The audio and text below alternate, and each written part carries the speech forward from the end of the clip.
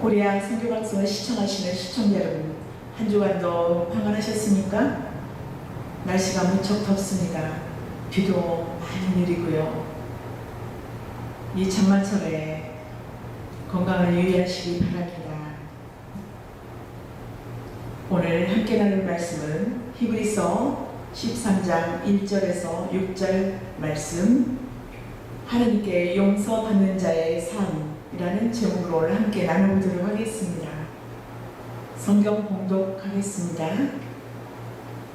형제 사랑하기를 계속하고 손님 대접하기를 잊지 말라. 이로써 부지 중에 천사들을 대접한 이들이었느니라. 자기도 함께 갇힌 것 같이 갇힌 자를 생각하고 자기도 몸을 가졌은 즉 학대받는 자를 생각하라. 모든 사람은 혼인을 귀히 여기고 침소를 더럽히지 않게 하라. 음행하는 자들과 간음하는 자들을 하나님이 심판하시리라. 돈을 사랑치 말고 있는 바를 족한 줄로 알라. 그가 친히 말씀하시기를 내가 과연 너희를 버리지 아니하고 과연 너희를 떠나지 아니하리라 하셨느니라. 그러므로 우리가 담대히 가로되 주는 나를 돕는 자신이 내가 무서워 아니하겠노라. 사람이 내게 어찌하리요 하노라. 아멘. 요즘 국민들의 생활지수는 높아지고 국민들이 느끼는 행복지수는 낮아졌다고 합니다. 살기는 좋아졌는데 행복하지 못하다는 말이지요. 생활지수란 살아가는 환경을 말합니다.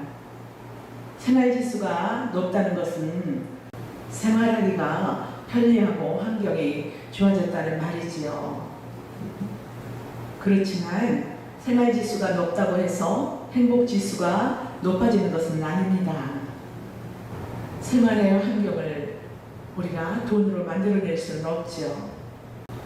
돈으로 안 되는 게 우리가 살아가다 보면 아주 많습니다. 그래서 행복의 기준이 각각 다릅니다. 행복은 마음에 만족하여서 마음의 쉼을 얻는 것이지요. 예수님께서 말씀하셨습니다.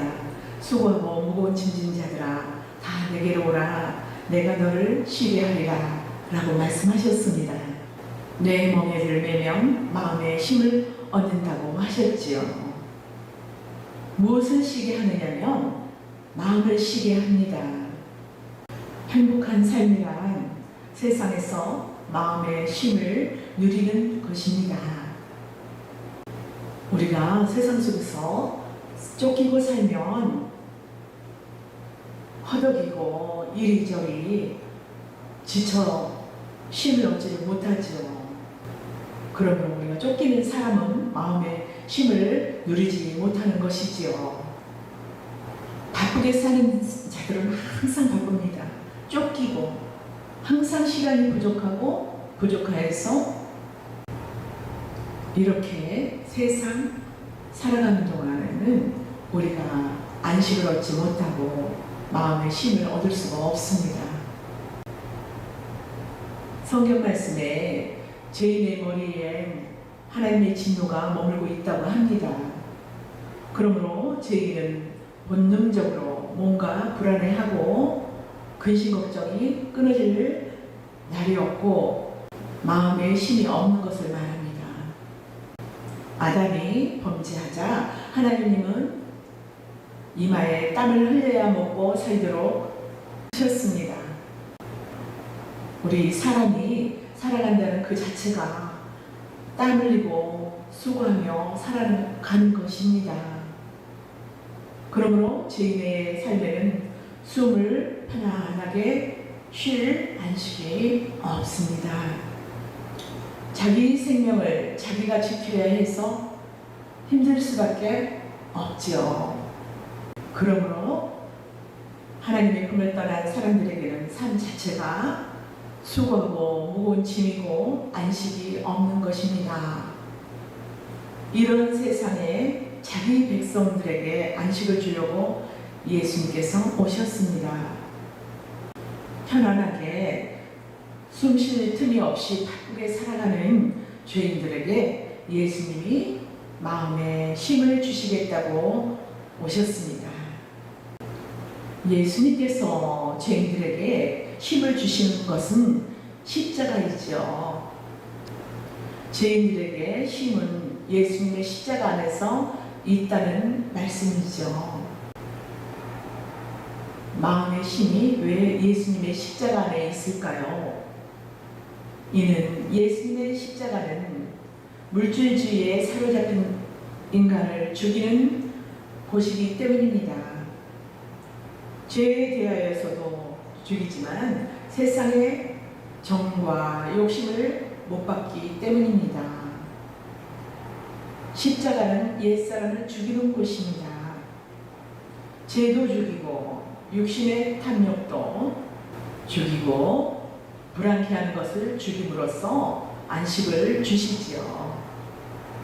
그래서 성경에 성도의 죽음을 잔다라고 합니다. 하나님은 사랑하는 자들에게 잠을 주신다고 말씀을 하셨지요. 편안하게 호흡을 하면서 쉼을 쉬는 그런 것을 안식이라고 합니다. 그런 의미에서 세상에서 행복한 사람은 예수님과 함께 십자가에 죽은 성도를 말하지요. 성도는 세상에 대하여 죽은 자이기 때문에 이처럼 십자가는 고통이 아니라 안식을 주는 곳입니다. 성도가 쉼을 얻지 못한다는 것은 결국 육신의 정욕에 사로잡혀 있다는 것을 말씀합니다. 자기 안에 탐심이 가득하니 불행하지요. 누구든지 예수님의 멍에를 메고 배우면 쉼을 얻는다고 했습니다. 그렇지만 육신은 그 말씀을 지킬 능력이 없기 때문에 알면서도 육신이 약하여서 지키지 못하지요. 우리가 생각으로는 하나님의 법을 따르고자 하지만 육신은 그와 반대로 가고 있습니다. 이것이 죄인의 한계이지요. 그래서 말씀 앞에 서면 상하고 통해하는 심령일 수밖에 없는 것입니다. 사단으로부터 수많은 참소를 당할 수밖에 없어요. 우리는 하나님의 은혜의 용서가 아니면 잠시도 살아갈 수가 없는 존재입니다. 우리는 하나님의 말씀을 많이 보았어도 그와 반대의 모습으로 십자가를 이용해서 정과 욕심을 채우고자 하지요. 그러므로 예수님이 주시는 그 힘을 얻지 못하고 도리어 더 수고하고 무거운 짐을 지고 있는 것입니다. 가룟 유다가 예수님을 팔고 은 30세겔을 받았지요. 그런데 양심의 가책을 받아서 그 돈을 제사장에게 갖다 주었는데 제사장이 그 돈을 죄인의 돈이므로 성정고에 두지 못한다고 하면서 아벨마다라는 피밭을 하나 샀습니다. 그리고 그곳에 나그네들의 묘지를 사놨지요. 예수님은 자기 몸값으로 나그네들의 무덤을 마련해 놓고 가신 것입니다. 이것은 마치 구약의 믿음의 조상인 아브라함이 자기 후손들이 묻힐 막벨라 굴이라는 무덤 하나를 사놓고 간 것과 같지요. 예수님께서는 이 땅의 나그네들의 무덤인 교회를 세워놓고 가셨습니다.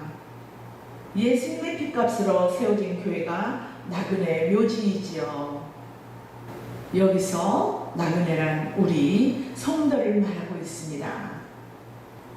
그럼 성도는 교회 와서 세상의 정과 욕심과 무거운 짐을 다 묻어야 하지요. 이는 옛사람을 장사해야 한다는 말입니다. 교회란 세상 근심 걱정 다 내려놓고 쉬는 곳이라야 합니다.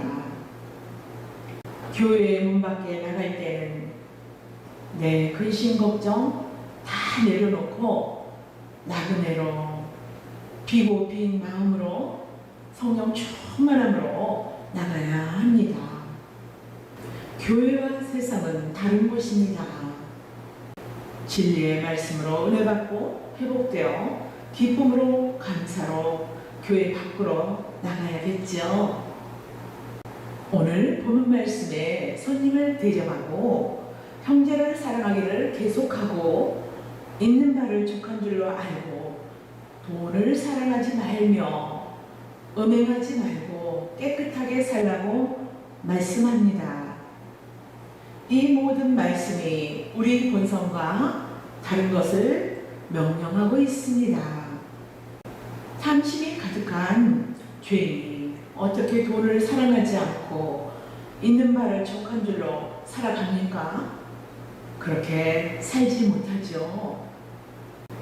오늘 본문 말씀으로 단순히 하나님 말씀을 지키고 살아가라는 삶의 이야기가 아닙니다.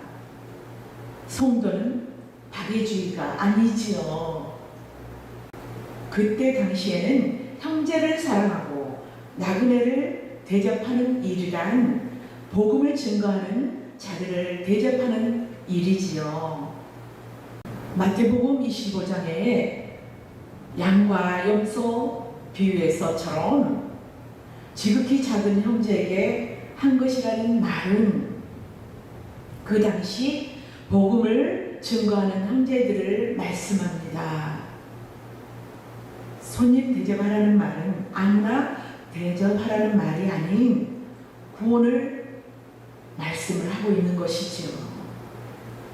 성경 하나님의 말씀에 이웃을 사랑하는 그 말씀은 모두가 진리의 말씀 안으로 밀어 넣는 말씀입니다. 곧 예수 그리스도를 바라보라는 말씀이지요.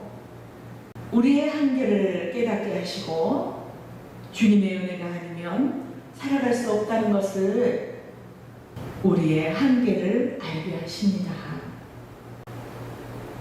하나님은 인간이 가능하다고 한 그 가능성이 어떻게 불가능한가를 드러나게 하시는지를 한번 살펴보겠습니다.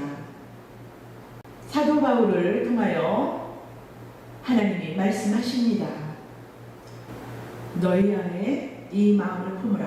곧 그리스도 예수의 마음이니 그는 근본 하나님의 본체시나 하나님과 동등됨을 취하지 아니하시고 자기를 비워 종의 형체로 오사 죽기까지 복종하셨다고 합니다. 여기서 예수의 마음을 품으라는 말입니다. 여기서 품는다는 말은 닭이 알을 부화시키기 위해서 품은 것과 같지요. 성도의 구원이란 여자가 아이를 잉태하고 해산하는 것과 같다는 말씀입니다. 이는 예수를 품게 되면 반드시 여자가 해산하는 것과 같은 수고가 따르게 되어 있다는 말이죠. 여자는 독자적으로 아이를 가질 수가 없고 반드시 남편의 씨를 심어줘야 합니다. 예수님이 남편이 되어서 자기 백성들에게 씨를 심어주었습니다. 예수님으로부터 씨를 받은 성도는 반드시 몸에 변화가 일어나 마음과 행실이 변해가겠죠. 이를 예수님의 마음을 품는다고 하는 것입니다. 예수의 마음을 품으면 해산의 수고가 따라오죠. 해산의 수고를 예수님은 자기를 부인하는 것이라고 합니다. 예수님에 의해서 나 자신을 비우는 것이지요. 바울은 자기 안에 예수님이 품어졌기 때문에 자기 몸을 쳐서 복종시킨다고 합니다. 육신의 소욕과 전쟁을 하는 것이지요. 물론 부분적인 것이고 일시적인 것이지만 본성과 다른 행동, 육신의 소욕과 다른 성령의 열매를 맺습니다. 성도에게는 예수님의 성품이 나와 가치관이 바뀌고 삶의 질환이 달라집니다. 하나님이 사람 속에 새 사람을 심어놓았기 때문에 우리의 본성과 반대하는 말씀들을 하여 두 범이 내 안에서 충돌하게 되어 죄가 드러납니다. 내 안에 예수가 있다고 알려주면서 예수님의 것을 드러나게 하시고 행하게 하시고 성령의 열매를 맺게 하십니다. 우리가 행한 것이 아니고 성령께서 우리 안에서 행하게 하셨기 때문입니다. 성령이 간섭하시면 사랑과 희락과 화평과 오래 참음과 자비와 양성과 온유와 절제와 이 같은 것들이 나타나지요. 이것을 사랑이라고 하고 은혜라고 합니다. 오늘 본문 행함 차원으로 이해하시면 됩니다. 우리 행함이 아니고 주님의 행함이지요. 이것을 야고보서에서는 믿음이 행함과 함께 일한다고 말씀합니다. 즉 믿음이 행함을 내 안에서 내보내는 일을 한다는 말씀이지요. 신약 서신서들이 옛사람을 버리고 새사람을 입으라고 한 것도 주님께서 그렇게 간섭하신다는 말씀입니다. 그래서 성도들은 자신의 의지와 상관없이 우리의 본성과 다른 것들이 툭툭 터져 나오는 것입니다. 그래서 주님께 모든 것을 맡기고 믿고 의지하며 인도함을 받으며 하루하루를 살아가죠. 우리가 성도가 행하는 모든 것은 다 하나님의 은혜입니다. 역대상 29장 13절에서 19절 말씀에 다윗은 성전을 짓고자 해서 백성들에게 성전에 필요한 물품들을 요구합니다. 그러자 백성들이 분에 넘치도록 흔쾌히 응했습니다. 다윗이 이 모습을 보고 하나님께 찬양을 했습니다. 우리가 이처럼 즐거이 하나님께 예물을 드릴 힘과 마음이 어떻게 생겼느냐입니다. 이 모든 것이 하나님께서 드릴 힘과 마음을 주신 것이죠. 그래서 다윗은 예물을 드리는 백성들을 찬송하는 것이 아니고 그 백성들의 마음을 움직이시는 하나님께 찬양을 하고 있는 것입니다. 이렇게 성도들의 마음속에서도 헌신이 나오는 것이지요. 삶 속에서 성령의 열매들이 나타나는 것이지요. 이는 모든 것들이 하나님께서 행하게 하시는 힘을 주시고 마음을 주셨기 때문입니다. 이것을 하나님의 은혜로 행하였다라고 합니다. 오늘 본문에 형제도 사랑하고 손님도 대접하고 약한 사람도 돌보고 정욕대로 살지 않고 있는 말을 족한 줄 알고 만족하며 살게 됩니다. 우리의 본성이 아닌 하나님의 은혜로 말입니다. 하나님의 은혜를 아는 자는 그 은혜를 사모하게 되어 간절한 기도를 하게 되죠. 바울이 극심한 환난 속에서도 사랑을 베풀 수 있었던 것은 모든 것이 다 하나님의 은혜 안에 있었기 때문이지요. 그러므로 은혜를 맛본 사람은 그 은혜를 위하여 기도하고 말씀을 가까이 하게 되는 것입니다. 말씀을 들으면 돌 같은 마음이 부드러워지고 편안해지지요. 말씀이 비처럼 우리 마음속을 부드럽게 만듭니다. 그래서 성경 말씀에서 인간을 땅으로 말하고 하나님의 은혜는 하늘에서 내리는 비라고 말씀하였지요. 신명기 32장 1절에서 2절까지 살펴보겠습니다. 하늘이여 귀를 기울이라. 내가 말하리라. 땅은 내 입의 말을 들을지어다. 나의 교훈은 내리는 비요 나의 말은 맺히는 이슬이요 연한 풀 위에 가는 비요 채소 위에 담비로다. 땅은 내 입의 말씀을 들으라 하고 하나님의 말씀은 비라고 합니다. 사랑은 비를 타고 온다고 하듯이 하나님의 은혜는 말씀을 타고 오는 것입니다. 말씀의 풍성함을 얻으면 마음이 부요해지고 쉼을 얻고 관대함이 흘러나오게 되는 것이지요. 그러므로 말씀을 많이 보고 듣는 성도들은 자기 안에서 은혜를 많이 흘러보내게 되어 있습니다. 은혜를 하나님이 공급하는 힘이고 우리를 깨달음을 주시기 때문이죠. 은혜는 하나님이 공급하는 힘이고 우리를 깨달음을 주는 것입니다. 하나님은 성도에게 모든 것을 다 주셨는데 다 받았는데도 모르고 살아 신앙이 가난하여 마음에 힘을 누리지 못하고 쫓기는 삶을 살아가지요. 복 있는 사람은 주야로 여호와의 말씀을 묵상하는 자입니다. 복이 있다는 말은 이미 복을 받은 사람이란 말이지요. 그러므로 하나님께 영생의 복을 받은 사람은 말씀을 통해서 하나님의 은혜를 깊이 깨닫고 감사하며 살아가게 되는 것입니다.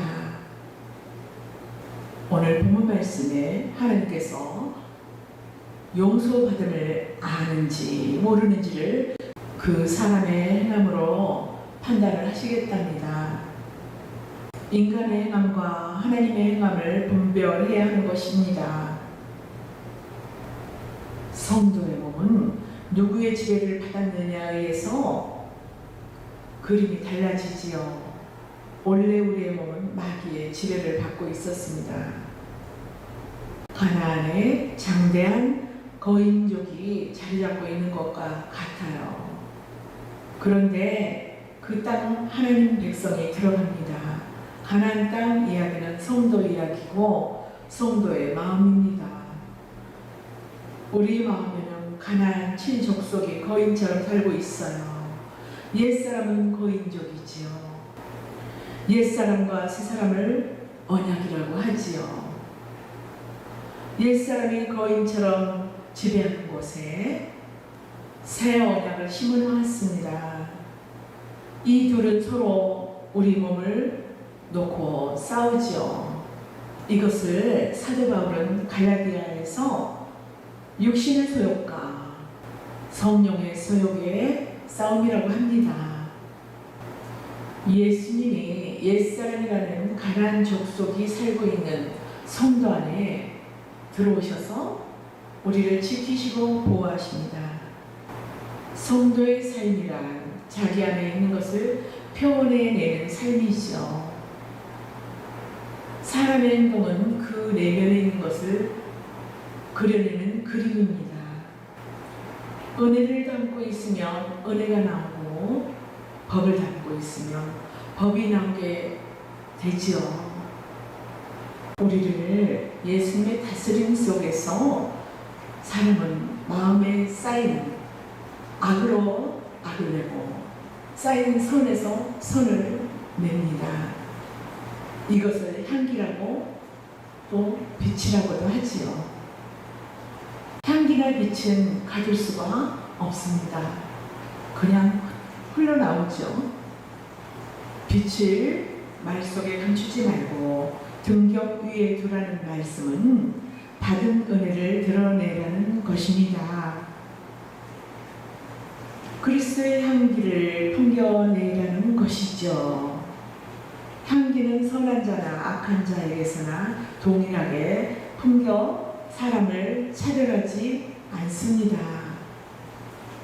그러므로 은혜 받은 사람은 사람을 가리지 않고 은혜를 풍기지요.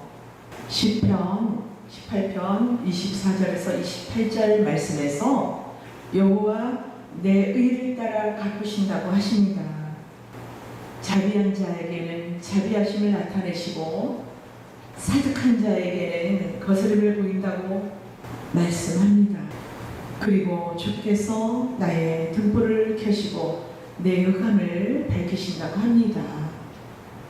이 말씀은 여호와께서 우리 안에 있는 것을 드러내신다는 말씀이에요.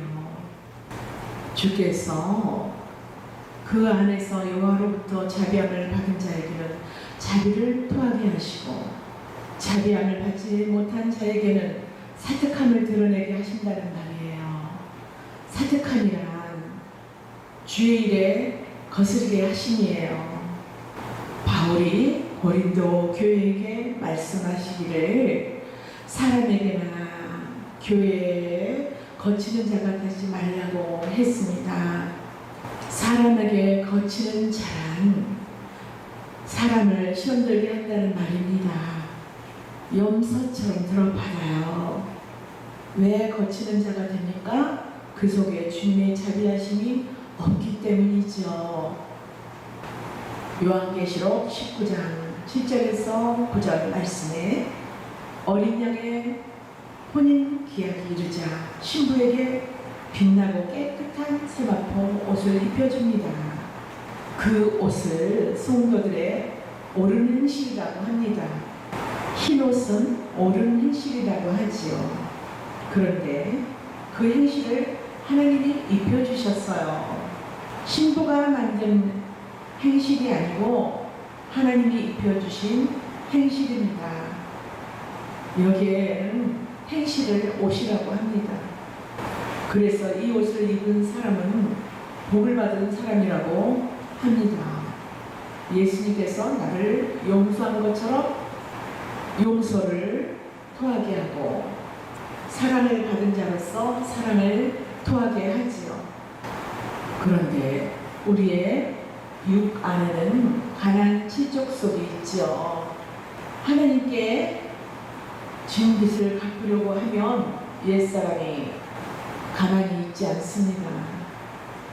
사도 바울이 탄식할 때 하나님께서 바울에게 인간의 육신이 연약해서 할 수 없는 것을 예수님이 대신하셨다고 합니다.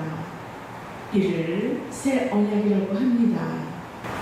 오늘 본문 말씀에서 내가 과연 너희를 버리지 아니하고 떠나지 아니하고 돕겠다고 하시는 것입니다. 히브리서 13장 5절에서 6절 봉독해 드리겠습니다.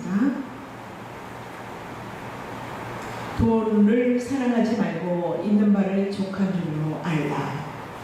그가 친히 말씀하시기를 내가 과연 너희를 버리지 아니하고 과연 너희를 떠나지 아니하리라 하셨느니라. 그러므로 우리가 담대히 가로되 주는 나를 돕는 자시니 내가 무서워 아니하겠노라. 사람이 내게 어찌하리요 하노라. 아멘. 말씀대로 살지 못하는 사람들을 버리지 아니하시고 떠나지도 아니하시고 도우십니다. 이것은 예수님과 맺은 새 언약 때문이지요. 예수님의 피를 보고 용서해 주시는 것입니다. 우리는 연약한 죄인이라 죄를 이기지 못하고 속사람이 옛사람이 이기지 못해서 하나님 말씀대로 살아낼 수가 없습니다. 그래서 용서가 필요한 것입니다. 하나님은 공의의 하나님이십니다. 그 누구라도 법을 어기면 징벌을 받아야 하지요. 스가랴서에서 보면 여호수아가 더러운 옷을 입고 하나님 앞에 불려 나오죠. 그리고 그 곁에 마귀가 서서 여호수아를 찬송합니다. 이때 하나님이 더러운 옷을 벗기고 아름다운 옷을 주십니다. 여호수아의 죄가를 다 용서해 주셨습니다. 구원이 무엇입니까? 용서입니다. 누구에게 용서가 필요합니까? 잘못한 사람에게 용서하지요. 용서는 죄인에게 필요합니다. 자신이 잘못한 사람이라는 것을 아는 자라야 용서합니다. 그래서 하나님은 말씀으로 자꾸만 자기 백성들에게 죄를 고발합니다. 고발하는 이유는 용서를 알게 하기 위함이죠. 용서를 구체적으로 보여주시기 위해서 아들을 세상에 보내서 자기 백성들 대신 피를 흘리게 하십니다. 예수님의 피 흘리심으로 세운 약속을 새 언약이라고 합니다. 성도의 구원은 예수님이 이루어내십니다. 그리고 구약 이스라엘 출애굽하는 것은 구원의 모형입니다. 애굽은 제약된 세상을 말하고 바로는 마귀를 상징합니다. 그러므로 출애굽한다는 말은 마귀의 권세로부터 빠져나오는 것을 말합니다. 이스라엘이 스스로 나온 것이 아니고 하나님이 모세를 보내서 빼내오게 하셨어요. 이것은 예수님이 성도를 구원하는 것의 모형입니다. 그런데 구약의 출애굽을 할 때 홍해바다를 건너지요. 바울은 홍해바다를 건넌 것을 구원이라고 했습니다. 구약 이스라엘이 홍해를 건널 때 어땠습니까? 백성들이 뒤쫓아오는 바로의 군대를 보고 두려워 모세를 원망했죠. 애굽에 묘지가 없어서 이리로 불러내서 몽땅 죽이려고 하느냐 하며 모세에게 돌을 던지고 원망불평했지요. 이는 하나님께 한 행동입니다. 이때 모세가 뭐라고 합니까? 너희는 가만히 하나님이 어떻게 하시는지 구경만 하라고 하였습니다. 그러자 하나님께서 홍해를 돌로 갈라서 길을 내어 건너게 하셨습니다. 이스라엘은 모세가 가른 길을 따라서 죽음의 바다를 건넌 것입니다. 바다가 돌로 갈라졌다는 것은 찢어졌다는 말이지요.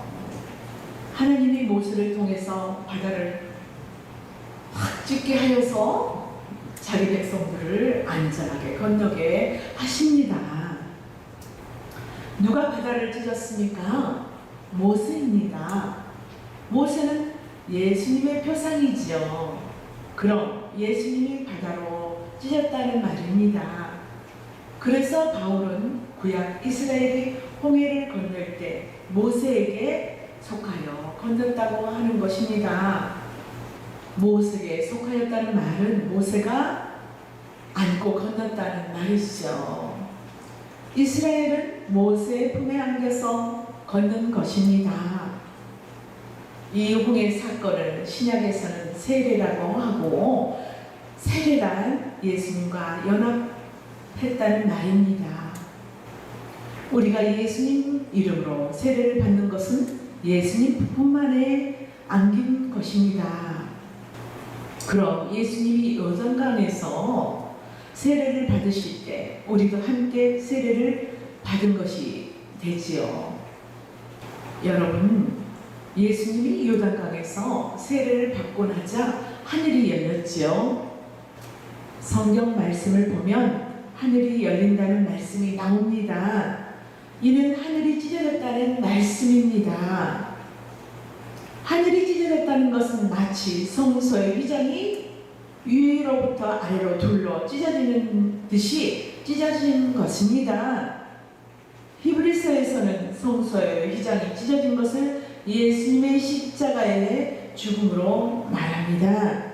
예수님의 죽음을 성소의 휘장이 찢어진 것으로 말씀하냐면, 성소의 휘장이란 성소와 지성소를 가로막는 담입니다. 성소는 인간들의 세상이라고 한다면 지성소는 하나님이 계신 천국을 말하지요. 성소에서 하나님은 어디서 만나냐면, 하나님은 지성소에만 계심으로 지성소에서 만납니다. 그러므로 지성소에서 성소는 천국을 상징하고 있습니다. 천국과 이 세상을 가로막고 있는 것이 휘장이죠. 이 휘장은 죄로 가려진 담이에요. 이 담은 누군가가 허물어야 합니다. 누가 이 담을 허물어야 하냐면 예수님께서 자신의 몸으로 허무십니다. 자신의 죽음으로 제 문제를 해결하신 것입니다. 그래서 예수님께서 누구든지 나로 말미암지 않고서는 아버지께로 갈 자가 없다고 하신 것이지요. 우리는 예수님이 열어놓으신 새로운 생명길, 그 길 따라서 천국에 가는 것입니다. 창세기 1장에 보면 하나님께서 궁창 윗물과 궁창 아랫물을 갈라냅니다. 이때 궁창을 중간에 두고 윗물과 아랫물을 분리시켜 윗물과 아랫물은 궁창이라는 담을 두고 있는 것이지요. 궁창 아래는 세상이고 궁창 위는 천국인 것입니다. 그리고 예수님께서 요단강에서 세례를 받자 하늘이 열리지요. 세례란 죽음을 말합니다. 이 죽음은 십자가에서 일어나죠. 그래서 세례는 십자가에서 죽을 것을 상징하고 있는 것입니다. 세례 받을 때 하늘이 열릴 것이나 십자가에서 죽어서 새롭게 생명길을 만든 것이나 동일하지요. 여기서 하늘이란 이천천을 말하지요. 즉 공창이란 말입니다. 우리가 눈으로 보는 하늘은 첫째 하늘이라고 합니다. 대기권을 말하지요. 그리고 대기권 밖을 둘째 하늘이라고 하고 이를 우주라 합니다. 바울이 갔던 셋째 하늘을 우주 밖을 말하죠. 바울이 말씀한 삼층천입니다. 그래서 삼층천을 천국이라고 하죠. 그러므로 첫째 하늘과 셋째 하늘을 가로막는 것이 공창이라는 둘째 하늘입니다. 둘째 하늘이 예수님이 요단강에서 세례를 받자 열린 것입니다. 세례는 곧 죽음이라고 했으니 예수님께서 자신의 몸으로 하늘문을 여신 것입니다. 이것을 십자가로 막힌 담을 하셨다고 하지요. 예수님의 죽음으로 성소와 지성소가 하나가 된 것입니다. 아담이 범죄하고 난 후 꼭꼭 잠궈뒀던 에덴의 문이 예수님의 죽으심으로 활짝 열린 것입니다. 이것을 구약 이스라엘의 홍해 사건으로 이해하시면 됩니다. 홍해를 가로두고 애굽과 광야가 있습니다. 애굽은 세상이고 광야는 천국을 상징하지요. 하나님께서 모세에게 나타나신 것이 어디입니까? 호렙산이지요. 호렙산 떨기나무에서 하나님이 나타나셔서 모세에게 지시하십니다. 네가 저 애굽에 가서 내 백성을 구원해내서 이 산에서 나에게 제사를 지내게 하라고 하십니다. 호렙산은 신의 산을 말하죠.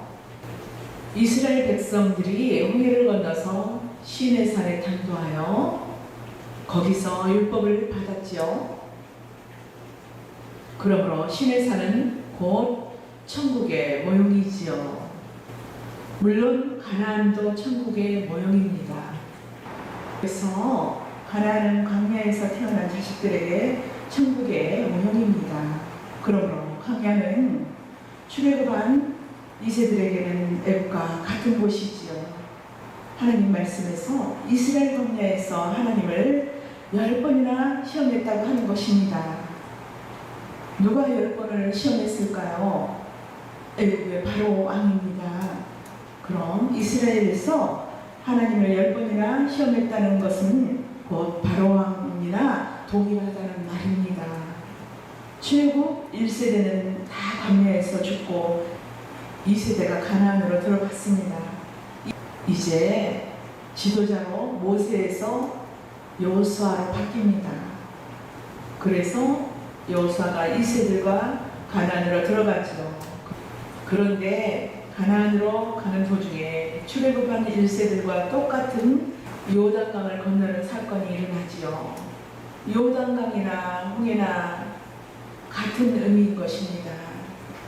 이스라엘 백성들은 홍해나 요단강이나 갈라지는 것을 구경만 했지요. 신앙은 구경하는 것입니다. 하나님께서 무슨 일을 하셨는지 구경하고 찬양하는 것이지요.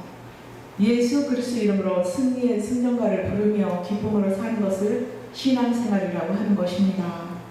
모세가 홍해를 가릴 때 여호수아가 어떻게 하셨는지 어떻게 구원하셨는지를 보는 것입니다.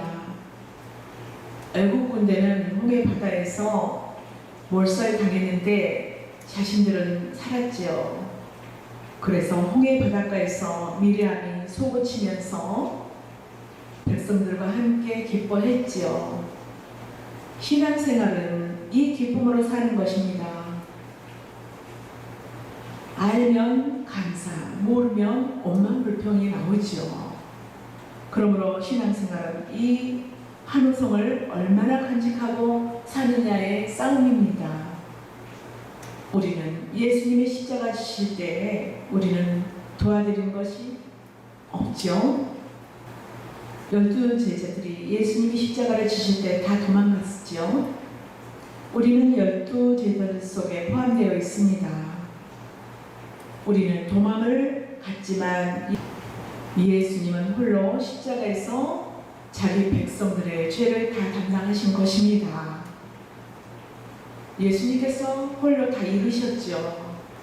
그러므로 하나님이 어떻게 우리의 죄를 예수님께 담당시키셨는지 바라보라는 말씀입니다. 예수님의 십자가만 바라보라는 말은 우리는 할 일이 없다는 말이죠. 새 언약은 하나님과 예수님 두 분이서 세운 언약입니다. 성도의 구원은 우리의 행함과 상관이 없다는 것입니다. 우리의 구원은 우리의 행함이 아닌 예수 그리스도의 십자가의 피로 구원을 받았죠. 성령님이 우리 안에서 무조건적인 사랑으로 예수님의 피가 믿어지게 하십니다. 이것을 사랑이라 하고 은혜라고 하지요. 사랑이나 은혜는 덮어주고 용서하는 것입니다. 오늘 본문 끝부분에 사람이 내게 어찌하리요 라는 말씀은 누가 감히 나를 송사하리요 라는 뜻이지요. 이는 주님의 사랑이 내 안에 있다는 담대한 고백입니다. 새 언약은 결코 정죄함이 없다는 언약은 예수님께서 다 이루셨기 때문이죠. 하나님은 우리가 아직 죄인 되었을 때 그 아들을 보내사 사랑을 확증해 주셨습니다. 우리가 약하여 할 수 없는 그것을 하나님은 예수님을 통하여 하셨습니다. 그래서 히브리서 기자는 예수께서 버리지 않고 떨어지지 않고 도우심으로 우리의 구원은 결코 실패할 수가 없다고 말씀하는 것입니다. 그러므로 저와 여러분은 주님의 무조건적인 사랑 안에서 안심하시고 감사하며 찬양하며 주님의 십자가만 바라보며 나아가시기를 바랍니다. 감사합니다.